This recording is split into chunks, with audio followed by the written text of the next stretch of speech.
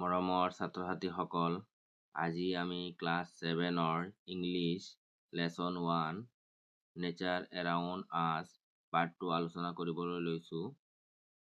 তোমালোকে চাই যাবা। আমাক কি দিছে?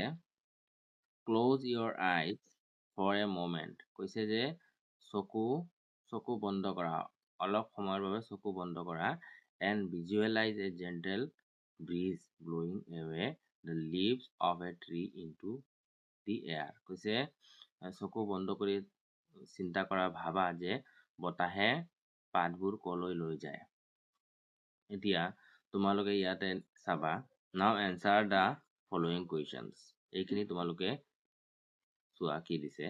how do you feel, মানে চকু বন্ধ কৰি তুমি কি অনুভৱ কৰিছা। বি নম্বৰটো আমাক দিছে where do you think the leaves go, মানে পাতবোৰ কলৈ যায়। do you hear any sound, মানে কোনো শব্দ শুনা পাইছানে। do you think the wind and the leaves are whispering to each other. whispering মানে হৈছে ফুসফুসাই কোৱা। তোমালোকে ভাবানে যে বতাহজাক আৰু পাতবোৰে ফুসফুসাই কথা পাতে এজন আনজনৰ লগত। what might they have been whispering about, মানে সিহঁতে ফুসফুসাই কি কথা পাতে, মানে কিহৰ বিষয়ে কথা পাতে। এতিয়া আমি নেক্সট ইয়াতে চাম, ইয়াতে কি দিছে চোৱা। কাম মাই ফ্ৰেণ্ডছ, মানে বতাহজাকে কৈছে, পাতবোৰক কৈছে যে আহা মোৰ বন্ধু, লেটছ ডান্স এণ্ড প্লে, আমি কি কৰোঁ, ডান্স কৰোঁ, নাচো আৰু কি কৰোঁ, খেলোঁ। আই উইল কেৰি ইউ জেণ্টলি, আমি কি কৰিম, তোমাৰ ধুনীয়াকৈ আমি লৈ যাম।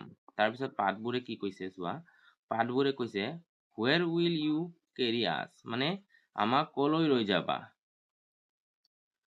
এতিয়া বতাহজাকে কৈছে, কি কৈছে, I will carry you over the hills, তোমাক কলৈ লৈ যাম, পৰ্বতৰ ওপৰেদি লৈ যাম, এণ্ড দ্য মেডোজ, মেডোজ মানে হৈছে ঘাঁহনি, ঘাঁহনিৰ ওপৰেদি লৈ যাম, কাম ফাষ্ট, বহুত সোনকালে লৈ যাম।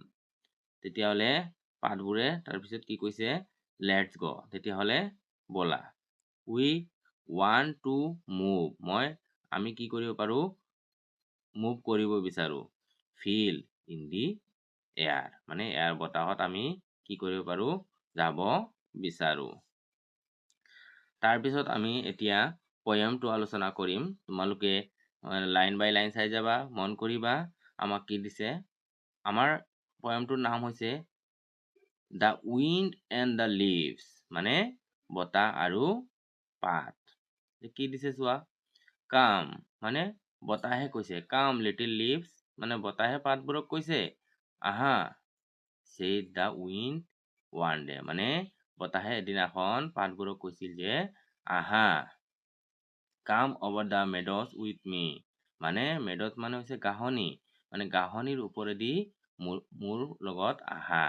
কোনে কৈছে, বতাহে পাতবোৰক কৈছে যে ঘাঁহনিৰ ওপৰেদি মোৰ লগত আহা, এণ্ড প্লে, আৰু মোৰ লগত খেলা। Put on your dress of red and gold, তোমাৰ